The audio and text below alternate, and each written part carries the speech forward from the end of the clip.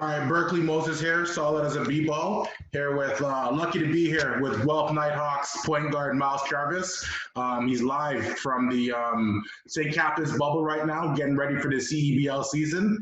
You want to kind of introduce yourself and talk about what you're doing to prepare for the upcoming Guelph Nighthawks season? Yeah, sure. So, like you said, I'm Myles Charvis. This is my second year hooping for the Nighthawks, so I'm super excited about that. They brought me back, so I want to be like a centerpiece for this franchise moving forward. I always want to be able to come back. Just recently graduated from Ryerson. That was a great experience. So to jump right into the CEBL right after I graduated was amazing for me. It was a good experience last season. The ups, the downs. I wouldn't trade it for anything. And just to get ready, I'm coming off an injury playing in the NBL with the Titans. So it was just a lot of prep with rehab, just really trusting myself, my body again, getting stronger, faster, and just getting ready for the season that's about to take place in like a week. You want to give a brief recap of your high school and university careers and kind of how you got to the point where you're at right now? Yeah, sure. So basketball started with me before even high school. It started when I was like 4. I come from a basketball family. So my dad was always a basketball coach growing up. He's actually in the Mississauga Hall of Fame for the longest running volunteer for like basketball in Mississauga, which is amazing. So started there. In high school, I went to St. Aloysius Gonzaga High School in Mississauga. Okay. It's not really known for basketball like that. We had some hoopers back in the day, though. I think didn't Toot Rock go there? No, he didn't. No, I don't think Toot. I don't think Toot went there, but O'Shea was there for a bit. O'Shea was there for a bit. But yeah, so we're not really known for basketball over there. They're more of a hockey school, but I did my thing in high school, and I got recognition years after. I'm in the Gonzaga Hall of Fame, Sports Hall of Fame, amazing. So that's high school. My 5th year, I went to Rita Prep. I did the prep school thing for my 5th year because coming out of grade 12, I consider myself a late bloomer. Yeah. Grade 12, I didn't really have too much offers to go to schools and stuff like that. So I was like, I might as well just do one more year, just mature. Yeah. And I wasn't ready to leave home anyway yet. Yeah. I was still a little boy, you know what I mean? I wasn't ready. So I did the 5th year at Rita. That was a great experience, traveling all over the U.S. for tournaments and stuff like that, playing top competition, being in tournaments with like St. Benedict's and stuff. That was cool. So yeah, that's high school. After high school, because I did the 5th year and I got some eyes on me, I was like, I'm going to stay home, stay in Canada. So I decided to go to Waterloo, University of Waterloo. Greg Francis was the coach there, He's big with Canada basketball. So I was like, this is a perfect fit for me. Ended up staying there for 2 years after I got all rookie team my first year. And then second season at Waterloo, I think I averaged like the 5th or 6th most points in the country, not just in the province, but in the country. So that was cool. And then from that, we didn't win as much as I would like to, but from that, I was like, hey, like if I want to play at the next level, I got to play at a program that, values winning and really player development and like not just a few guys are good, but the whole team is all trying to push to play at the next level. So went to Ryerson. Ryerson actually recruited me in high school, but at the time I didn't want to sit behind anybody. Right away. So that's why I went to Waterloo too, because I was able to just get 30 minutes right out the gate. I was able to make mistakes and learn on the fly. So I ended up going to Ryerson with Coach Rana. With Coach, we were in national finals 3 years in a row. A lot of winning. My first year there, we won OUA championship against Carleton in the finals. The year before I got there, so they won as well. So that was a back-to-back. So going there, the culture is about winning. It's all about winning and just buying into the system. I feel like a big part of my success is to Roy. He taught me how to be a real point guard, read the game, read defenses, pick up full court, little tedious things I can do on defense, being a smaller guard, which is amazing. So from there, senior year at Nationals, we finished. I end up going to Vermont for one of my friend's birthdays. So I'm in Vermont and I get a call from Terry Upshaw, who is the coach for the Nighthawks the first season at the beginning. Yeah. We'll be drafting you for the CEBL. At the time, I didn't know what the CEBL was, but I'm like, I don't know what I'm going to be doing. Like, I'm representing myself. I don't have an agent. I went to school for business. So, like, I'm still representing myself. Yeah. And then I was like, yeah, cool, let's do it. And then I went to the draft. It was amazing the way they put everything together. So I saw the way that the way the league was trending, on draft day, you get your name called up, you shake Mike's hand, who's the commissioner. Yeah. You do your interview, like everyone's there. There's cameras everywhere. It was amazing, like the way they put it together. So then, from that, it was a little roller coaster ride, at the beginning of the season. But I'm just happy I stuck with it because, at the end, all my hard work kind of paid off, and I was able to become the player of the month for the last month of the season. So that was really cool. So yeah, and then that's how I am I'm here. Yeah, and it's good with the CEBL last year being their inaugural season. You want to talk about what it means to you to be part of the history of being part of a Canadian league in its first year, and what that means to you? I think, being like a sort of a pioneer for the league, especially being a Canadian growing up here, there was never really any pro basketball other than like the NBL, but it's just from a branding standpoint and everything they put into it, they really took their time and care with this league. And I'm super happy and fortunate that I was able to be a part of it for the first season, inaugural season. Like you said, it's part of history no matter what. Like you're gonna remember on the first teams when the league started off, and then just to be brought back and just to continue, and the organization really like messes with me, and I'm just happy, man. I'm really, really happy and thankful that we can make money at home, playing basketball instead of going overseas, especially because I got a kid too. So, I want to be around him and see him grow up. So it was amazing to be at home, make that money, and still play the game that you love and still spend time with your family. Like, it was great. 100%. Coming out of high school, did you have any looks to go down south, or were you kind of really focused on really just on Canadian schools? No, like I said, I was way smaller in high school, like height wise too, and just strength. So yeah, that's why I consider myself like a late bloomer. I say the down south looks came after my second year at Waterloo. I had one at Iona in New York. Yeah. New York, Iona, and then I also had a look from Alberta, which is more Canadian schools and stuff like that. So yeah, a lot of Canadian schools contacted me after they found out I was transferring, but I already felt comfortable at Ryerson. I knew guys that were there, and they also recruited me in high school. So like it was okay. With Ryerson, when they had Duke come down a couple years ago, you want to talk about what that experience is like to play against the some of the top schools, to have that opportunity?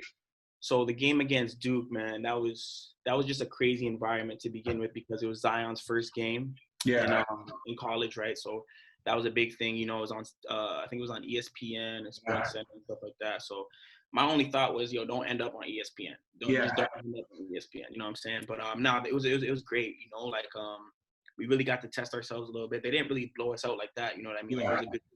They beat us by like 15 or something like that. But it was back and forth at the beginning. So it was just a good experience because, guys from America, especially at that high level and going to Duke, like, they're just freak athletes, In terms of skill, I think it's all the same. Like, skill-wise, you're skilled, you know what I'm saying? But in terms of just being, like, physical, just raw athletes, that's where the separation is. And you can really feel it on the court there. So, like, it just kind of put things into perspective. Like, at the pro level, like, a lot of guys are going to be like this in athletics. So you got to learn, especially being a smaller guard, like, how to get your shot off and stuff like that. So I think that really prepared me for pro, because in that game, like, RJ was there. Ryan was there.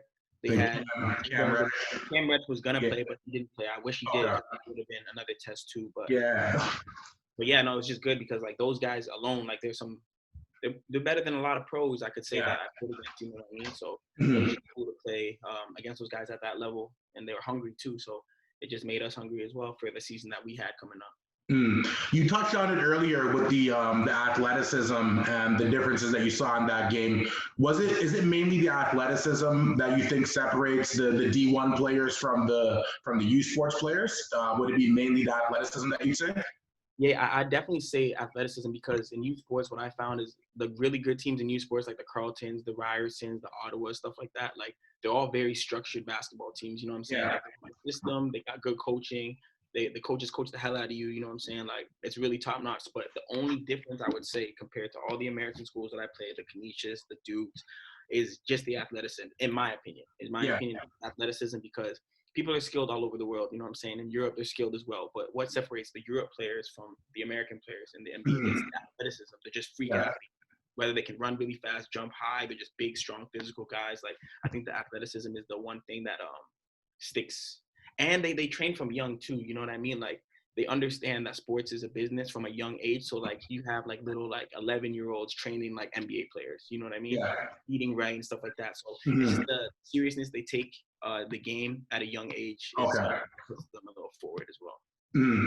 From a fan standpoint, from, like, watching youth sports, one thing I think is kind of lacking sometimes, you kind of feel like at the end of the season, you're waiting for Carleton to win.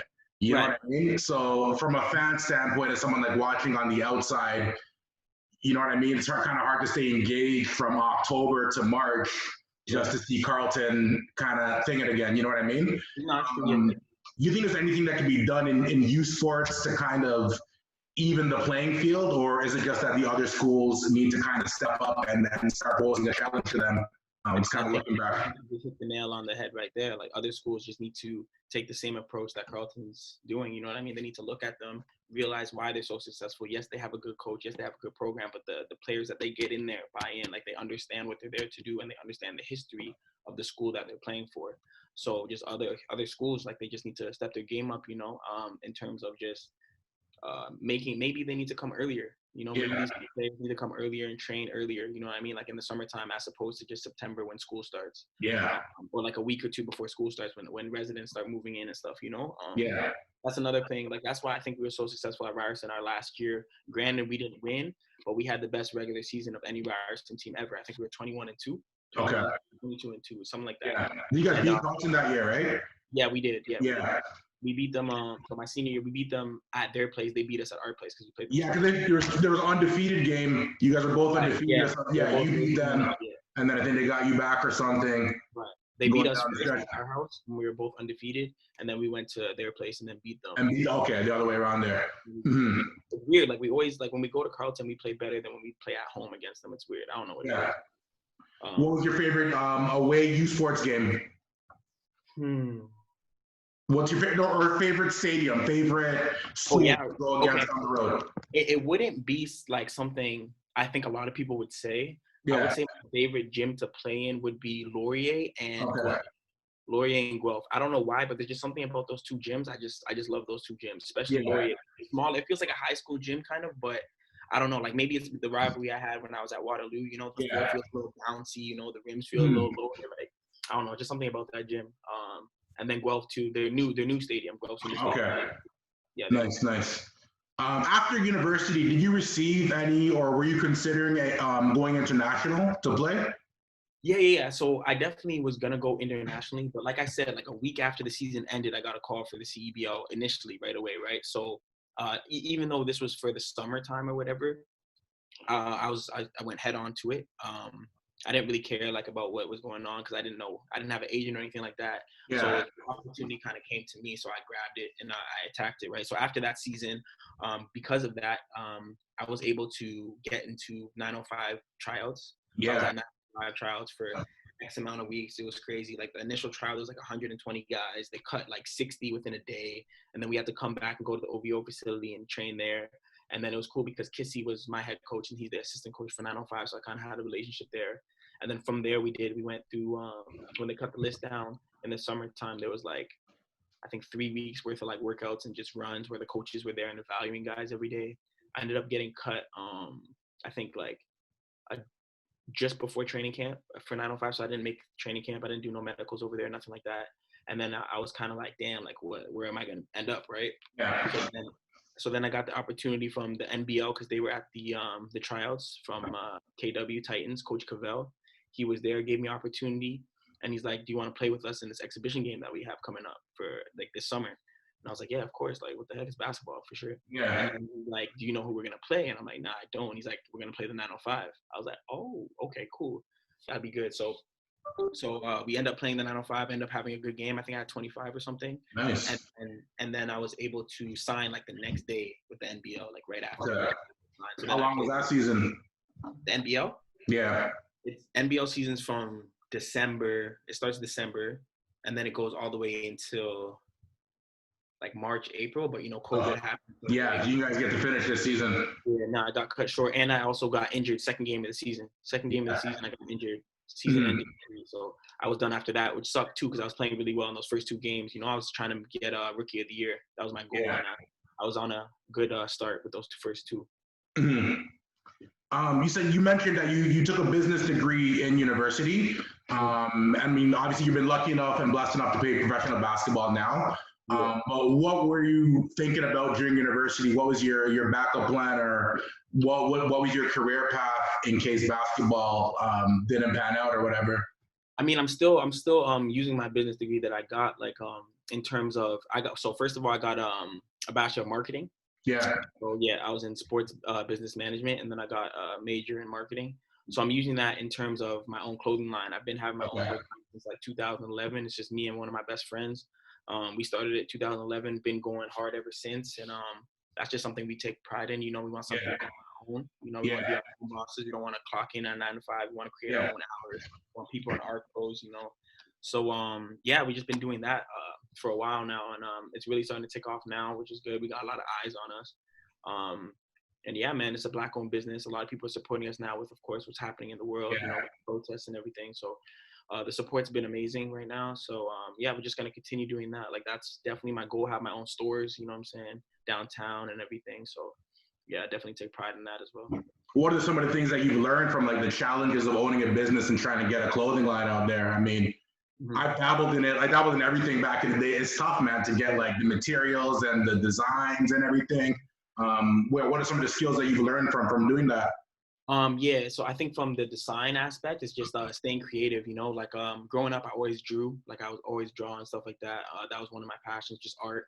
So the design aspect isn't too crazy. It's just, you know, always keep up your creativity. But I think the main thing I learned about having your own business is that sometimes you got to spend money to make money. You know what I mean? Like there was a lot of years where I just put in my own money into it because we had to. You know, get stuff out. Like you said, the fabrics and stuff like that, it's not cheap, especially if you want things done right. You know what I mean? So yeah, that's the biggest thing, is that like don't really at the beginning of whatever business you have, don't focus so much on the losses that because you're gonna experience that. That's just how it goes unless you have an investor to help you out. But if you're gonna put your own money into it, don't be so concerned with the losses. You know, grow small, grow gradually, and you'll have that organic success, and that following will come. But with clothes especially, it's just a slow grind. It's just a slow grind, you know? But once it pops off, it pops off. It's just, you know, just staying down, like really focusing and locking in for the long term instead of just like quick money, you know? Yeah. You so right now you've obviously you're a basketball player, professional basketball player. Speaking on the topic of business and stuff, there's obviously a difference between being an amateur basketball player and somebody that's getting paid money to play basketball, right? You want to talk about what the word professional means to you, and how would you communicate that to the young kids that may have a chance to watch it? What the word professional means to you? So, you know, a lot of times growing up, you have coaches or just like people around that are older. They'll say, "Be professional," you know. Be professional, be professional. Even from a young age. So that in terms like as a pro basketball player now, that I'd say the professional aspect is it's just really taking care of your body, what you eat, the way you carry yourself to other people, your attitude, you know what I'm saying? Like you don't want to burn bridges no matter how upset you may feel, or maybe I need more playing time, because at the end of the day, you're playing for an organization now. Like there's people in administration in the head office that like run everything behind closed doors. That's how you get paid. You know what I mean? You don't get paid from your coach, you know what I mean? You get paid from the administrative staff and stuff like that. So it's all about, you know, just, you know, being humble, making sure you maintain relationships, because you never know when you might cross somebody else's path again. And then, with your day-to-day activities, whatever you have to do, like if you have to be somewhere at like 7 o'clock, make sure you're there early, you know, don't be late. And it's a job now, so like you got to clock in and clock out. Like you can't come late. If you work at McDonald's, you can't come late an hour or something like that. You know what I mean? Or just miss your shift. You can't do that. So if you have treatment, if you have like a media day, you have to do, like make sure you're just on time. Like it's just a job, you know. So that's the profession. All right, man. Thanks a lot for your time. Just gonna do some quick one-hitters to end off here. First one. If, let's say, you got a series, right, against NBA All-Stars, you have to pick one guy to strap up on, one guy to guard. Which player would you like to guard? Which player would I like to guard? Yeah, who you got? I mean, it wouldn't be fun, but I would like to guard Kyrie. I need to see those moves in person. You know what I mean? Like up close. What is he doing with the basketball? Because it looks like magic half the time. So I say Kyrie, but it wouldn't go fun. Okay, for sure. Yeah, you want to see what it's like in person. Yeah. Favorite food? Favorite food? Any type of pasta. Any type of pasta. I love pasta. That's my go-tos. Any good books you're reading now, or you have a favorite book? Yeah, Relentless by Tim Grover. Relentless is probably it was Kobe Bryant's trainer, Dwayne Wade's trainer. It's just talks about just the mentality that you have to have on a day-to-day basis with anything you do. Relentless. Last one. Favorite movie? Favorite movie? Ooh, that's a good one. Got a lot of movies I like. I'd say Paid in Full on like the hood classic side. And then on the basketball side, I'd say Space Jam because I love cartoons too. So Okay. growing up, I've seen that movie too many times. Space Jam and Paid in Full for sure. Nice. What's the name of your clothing line? Foundation to Greatness. Okay. Foundation to Greatness. Yep. On Instagram, it's FTG Clothing Inc. And that's what. Okay. All right. Cool. I'll tag it in the thing for the interview and stuff, man. Yeah. Thanks a lot, Myles. I appreciate your time. I'm gonna stop the recording. I'll hit you up. Let me hit you up on IG or something. Okay. And then we'll go from there. All right. We out. Thanks, man. Appreciate it. All right. Okay.